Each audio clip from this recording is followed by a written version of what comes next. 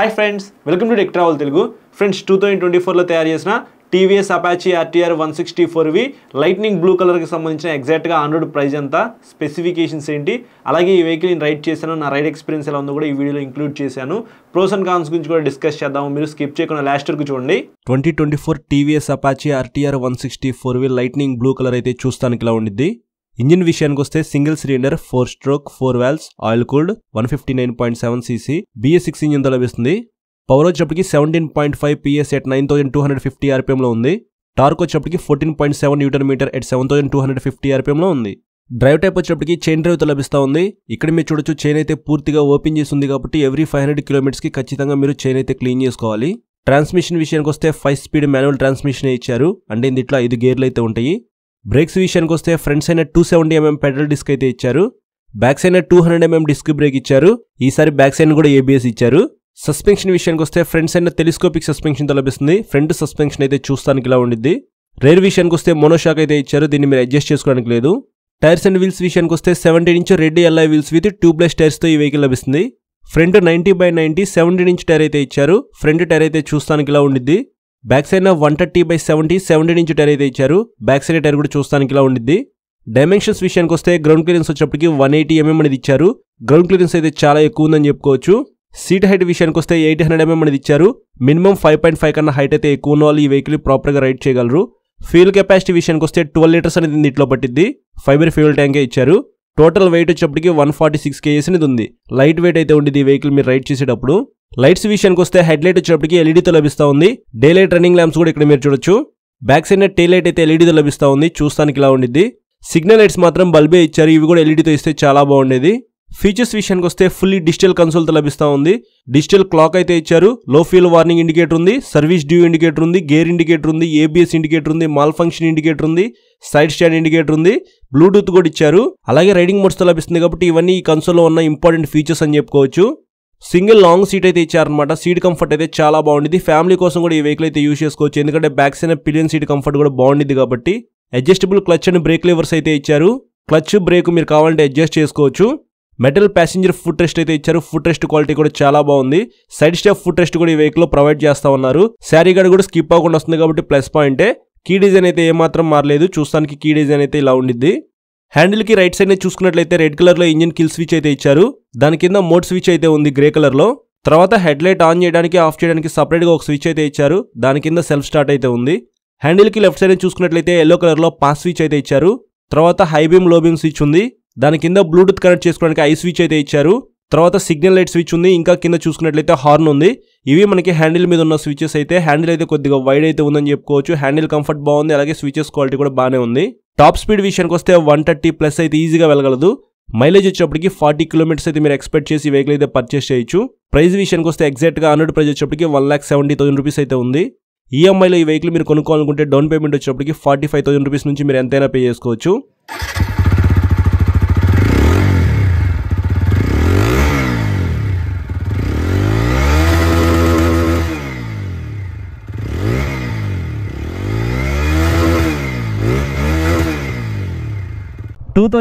లో తయారు చేసిన TVS Apache RTR 164V dual ABS ఈ వెహికల్కి సంబంధించిన నా రైడ్ ఎక్స్పీరియన్స్ ఎలా ఉందో మీతో షేర్ చేసుకుంటాను. ఫస్ట్ వెహికల్ మీద ఎక్కి కూర్చోగానే నేను అబ్జర్వ్ చేసింది ఏంటంటే సీట్ కంఫర్ట్, హ్యాండిల్ కంఫర్ట్ అనమాట. వైడ్ హ్యాండిల్ బార్ ఇచ్చారు కాబట్టి హ్యాండిల్ కంఫర్ట్ అయితే బాగుంది. మీరు లాంగ్ రైడ్స్ వెళ్ళడానికి అయితే ఈ వెహికల్ యూజ్ చేసుకోవచ్చు. 800 mm సీట్ హైట్ అయితే ఉంది కాబట్టి నాకైతే కాళ్ళు పర్ఫెక్ట్గా కింద అందినాయి. 5.5 కన్నా హైట్ ఎక్కువ ఉన్న వాళ్ళు ఈ వెహికల్ అయితే ఈజీగా రైడ్ చేయొచ్చు. 145 kgs వెయిటే కాబట్టి నాకైతే అంత వెయిట్ కూడా అనిపించట్లేదు. ఇక్కడ మీరు చూడొచ్చు 17.5 PS పవర్, 14.7 Nm టార్క్ అయితే ఈ ఇంజిన్ జనరేట్ చేసిద్దని చెప్పుకోవచ్చు. ఆయిల్ కూల్డ్ ఇంజిన్ అనమాట. ఒకసారి ఇంజిన్ పెర్ఫార్మెన్స్ చెక్ చేద్దాము. ఎగ్జాస్ట్ సౌండ్ వినండి. అలాగే మీ ఫింగర్స్కి తగ్గట్టుగా అయితే క్లచ్ అండ్ బ్రేక్ లివర్స్ని మీరు అడ్జస్ట్ చేసుకోవచ్చు అనమాట. ఫస్ట్ గేర్ వేసా,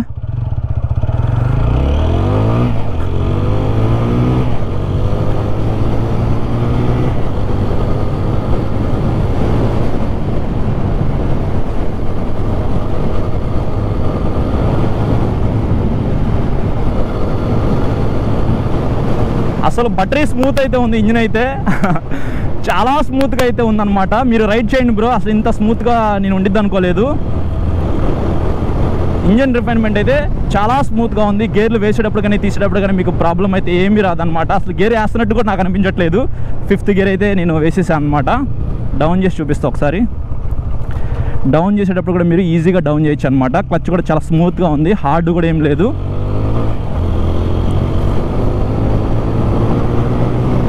$270mm front side pedal disc brake అయితే ఇచ్చారు.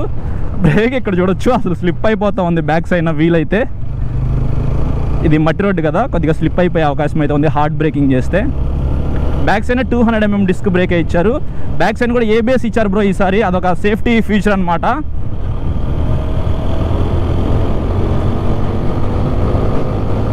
టెలిస్కోపిక్ సస్పెన్షన్ కూడా బాగా పెర్ఫామ్ చేస్తుంది. బ్యాక్ సైడ్ మోనోషాక్ ఇచ్చారు, అది కూడా పర్వాలేదు అనమాట. నేను ఇందాక మట్టి రోడ్లోకి కూడా వెళ్ళాను అనమాట. పెద్ద పెద్ద గుంతల దగ్గర కూడా టెస్ట్ చేశాను సస్పెన్షన్ని. అసలు ఇక్కడ మొత్తం మట్టి రోడ్డు, చిన్న చిన్న గుంతలు కూడా ఉన్నాయి, మీరు చూడొచ్చు. సస్పెన్షన్ అయితే బాగానే పెర్ఫామ్ చేస్తుంది, అందులో డౌట్ అయితే ఏం లేదు. టైర్స్ గ్రిప్ అయితే మాత్రం యావరేజ్ అయితే ఉందన్నమాట.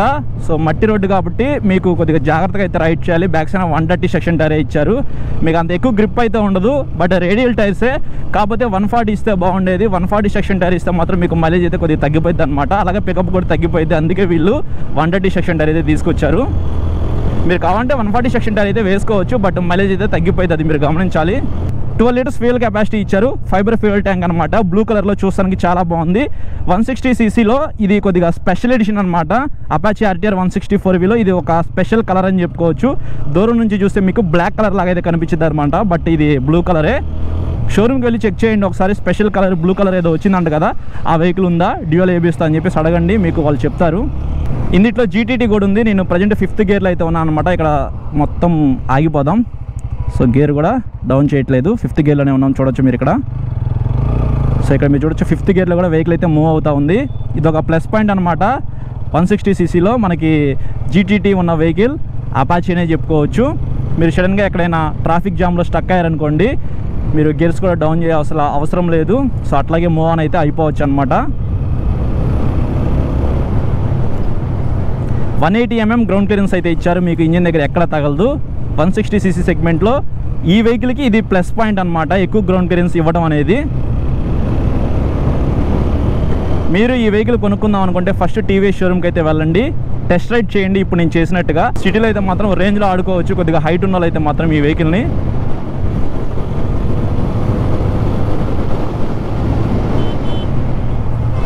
చూడొచ్చు ఇక్కడ.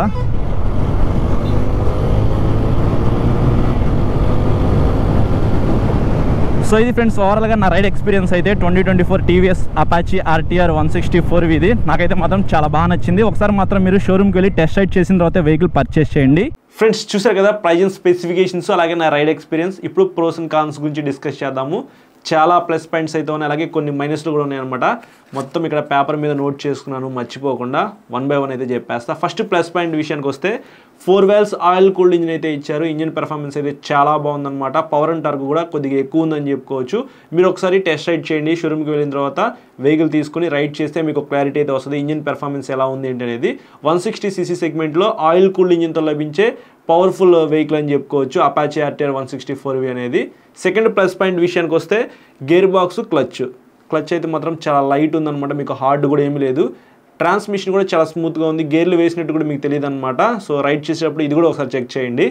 థర్డ్ ప్లస్ పాయింట్ విషయానికి వస్తే క్లచ్, బ్రేక్ అడ్జస్ట్ చేసుకోవచ్చు, మీ ఫింగర్స్కి తగ్గట్టుగా మీరు వీటిని అడ్జస్ట్ చేసుకోవచ్చు. కాబట్టి ఇది ప్లస్ పాయింట్ 160cc ఇప్పటిదాకా ఏ వెహికల్ కూడా ఇవ్వలేదన్నమాట. ఫోర్త్ ప్లస్ పాయింట్ విషయానికి వస్తే ఫ్రంట్స్ అయినా బ్యాక్స్ అయినా మీకు పెట్రోల్ డిస్క్ బ్రేక్స్ అయితే ఇచ్చారు. బ్రేక్స్ పెర్ఫార్మెన్స్ అయితే మాత్రం నెక్స్ట్ లెవెల్ అయితే ఉంది. అలాగే బ్యాక్స్ అయినా కూడా ఈసారి మనకి ABS అయితే ఇచ్చారు. ఫిఫ్త్ ప్లస్ పాయింట్ విషయానికి వస్తే వెయిట్ అని చెప్పుకోవచ్చు. 146 kgs వెయిట్ అయితే ఉండిద్ది. మీరు రైడ్ చేసేటప్పుడు చాలా లైట్ వెయిట్ అయితే ఈ వెహికల్ ఉండిద్ది కాబట్టి ఇది ప్లస్ పాయింటే. సిక్స్త్ ప్లస్ పాయింట్ విషయానికి వస్తే 180mm గ్రౌండ్ క్లియరెన్స్ అయితే ఇచ్చారు, కొద్దిగా గ్రౌండ్ క్లియరెన్స్ కూడా ఎక్కువే ఉందన్నమాట. సెవెంత్ ప్లస్ పాయింట్ విషయానికి వస్తే ఫ్రంట్స్ అయిన హెడ్ లైట్, బ్యాక్స్ అయిన టైల్ లైట్ LED అయితే ఇచ్చారనమాట, ఒక మంచి విషయం అనే చెప్పుకోవచ్చు. ఎయిత్ ప్లస్ పాయింట్ విషయానికి వస్తే డిజిటల్ కన్సోల్ అయితే ఇచ్చారు. ఈ కన్సోల్ మనకి మ్యాక్సిమం కావాల్సిన ఫీచర్స్ అయితే అన్నీ ఉన్నాయన్నమాట. బ్లూటూత్ కూడా ఉంది, నావిగేషన్ కూడా మనకి ఈ కన్సోల్ అయితే చూపిస్తూ ఉందన్నమాట. 9th ప్లస్ పాయింట్ ఇది. 10th ప్లస్ పాయింట్ విషయానికి వస్తే రైడింగ్ మోడ్స్ కూడా ఇచ్చారు. ఒకవేళ ఈ వెహికల్ కొద్దిగా పవర్ఫుల్ అనిపించింది అనుకో, మీరు రైడింగ్ మోడ్స్ ద్వారా అయితే పవర్ని కట్ చేసుకోవచ్చు అనమాట. 11th ప్లస్ పాయింట్ విషయానికి వస్తే సింగిల్ లాంగ్ సీట్ అయితే ఇచ్చారు. ఫ్యామిలీకి కూడా ఈ వెహికల్ అయితే యూజ్ చేసుకోవచ్చు. రైడింగ్ కంఫర్ట్ కూడా బాగుంటుంది అనమాట. 12th ప్లస్ పాయింట్ విషయానికి వస్తే మీకు హెడ్ లైట్ ఆన్ చేయడానికి సపరేట్గా ఒక స్విచ్ అయితే ఇచ్చారనమాట. హ్యాండిల్కి రైట్ సైడ్ అయితే ఉండిద్ది. సో మీరు మార్నింగ్ పూట బ్యాటరీ అనేది ఎక్కువ కన్జ్యూమ్ అవ్వకుండా లైట్ అయితే ఆఫ్ చేసుకోవచ్చు. ఇది ప్లస్ పాయింటే. ఫైనల్గా 13th ప్లస్ పాయింట్ విషయానికి వస్తే టాప్ స్పీడ్ అనేది 130+ అయితే ఈజీగా వెళ్ళగలదు అనమాట. ఎందుకంటే పెర్ఫార్మెన్స్ ఎక్కువ ఉన్న వెహికల్ ఇది కాబట్టి. సో ఇవి ఇన్నిట్లో నాకు అనిపించిన కొన్ని ప్లస్ పాయింట్స్. ఇప్పుడు కాన్స్ అయితే ఉన్నాయి. కాన్స్ గురించి కూడా డిస్కస్ చేస్తాను. ఫస్ట్ కాన్ విషయానికి వస్తే సస్పెన్షన్ అని చెప్పుకోవచ్చు. 160cc సెగ్మెంట్లో ఆల్మోస్ట్ అన్ని వెహికల్స్ కూడా అప్ సైడ్ డౌన్ సస్పెన్షన్కి అప్గ్రేడ్ అయితే అవుతున్నాయి అనమాట. ఇది ఇంకా మనకి టెలిస్కోపిక్ సస్పెన్షన్తోనే లభిస్తూ ఉంది. నాకు తెలిసి వీళ్ళు అప్ సైడ్ డౌన్ సస్పెన్షన్తో తీసుకురాకపోవచ్చు, బట్ తీసుకొస్తే బాగుండిద్ది. మంచి సేల్స్ అయితే RTR 164Vకి ఉన్నాయన్నమాట. అప్ సైడ్ డౌన్ సస్పెన్షన్ ఫ్యూచర్లో అయినా ఇస్తారేమో చూడాలి. సెకండ్ కాన్ విషయానికి వస్తే టైర్స్ అని చెప్పుకోవచ్చు. ఫ్రంట్స్ అయినా 90/90 సెక్షన్ టైర్ అయితే ఇచ్చారు. బ్యాక్స్ అయినా 130 సెక్షన్ టైర్ అయితే ఇచ్చారనమాట. మీకు టైర్స్ గ్రిప్ అయితే బాగానే ఉండిద్ది. సిటీలో తిరిగినంతసేపు బాగానే ఉండిద్ది. పవర్ఫుల్ వెహికల్ కాబట్టి మీరు 3 digits వెళ్ళేటప్పుడు స్లిప్ అయిపోయి కింద పడిపోయే అవకాశం అయితే ఉందన్నమాట. మినిమం 140 సెక్షన్ టైర్ తీసుకొస్తే బాగుండేది, బట్ మీకు టాప్ స్పీడ్ తగ్గిపోయింది, పెర్ఫార్మెన్స్ కూడా కొంచెం తగ్గిపోయింది అనమాట 140 సెక్షన్ టైర్ తీసుకొస్తే. అందుకనే వీళ్ళు ప్రైస్ కటింగ్ కోసం కూడా 130 సెక్షన్ టైర్ తీసుకొచ్చారని చెప్పి మనం అర్థం చేసుకోవచ్చు. సో 140 ఇస్తే బాగుండేది, అదొకటి కాన్ అనమాట. థర్డ్ కాన్ విషయానికి వస్తే సిగ్నల్ లైట్స్ అని బల్బే ఇచ్చారు. ఎల్ఈడితో తీసుకొస్తే బాగుండేది, ఎందుకంటే head light tail light LED ఇచ్చారు కదా, ఇది కూడా ఎల్ఈడితో ఇస్తే బాగుండేది అనమాట. ఫోర్త్ కాన్ విషయానికి వస్తే మీకు కలర్ కన్సోల్ అయితే ఏమి ఇవ్వలేదన్నమాట.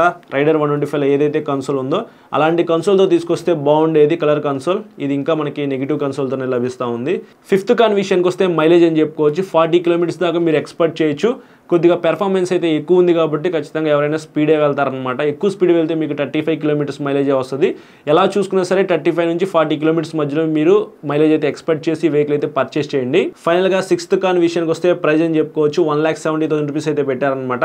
ఇప్పుడు నేను చెప్పిన కాన్స్ కూడా ఫుల్ఫిల్ చేసి ఈ ప్రైస్లో పెడితే మాత్రం చాలా బాగుండేది.